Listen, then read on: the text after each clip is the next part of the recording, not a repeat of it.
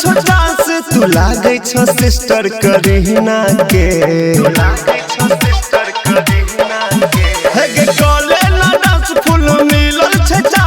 तू लागे छो सिस्टर करीना के गए पातर कमर के चाकर करा ले ललन डोजदार भंगिया से है गए पातर कमर के चाकर करा ले ललन डोज मधुबनिया से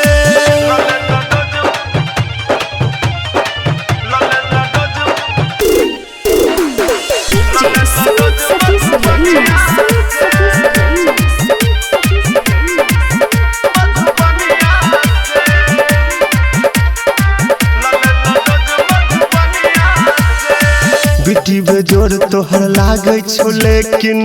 अतरी छो कमजोर गए दिन में दिन बेर टाइम से ली है साज दोपहर भोर गए बिटी बेजोर तोहर लागे छो लेकिन अतरी छो कमजोर गए दिन में दिन बेर टाइम से ली है साज दोपहर भोर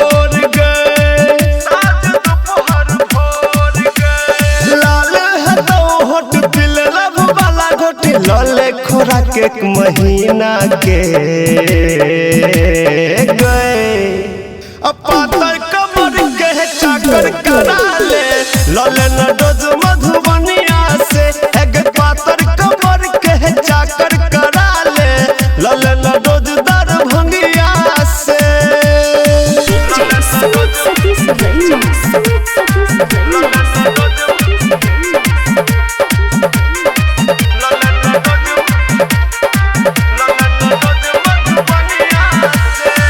सबटा बिनहल कपड़ा दोहर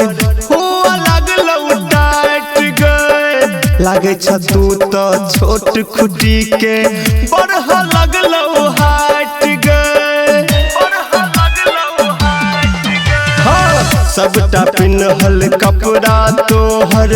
हुआ लगलौ टाइट गए लागे छ तू तो छोट खुटी के बड़ह लगलौ हाट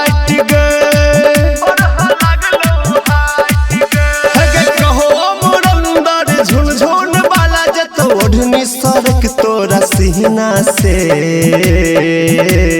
गए पातर कमर के चाकर करा ले ललन डोजदार भंगिया से एक पातर कमर के चाकर करा ले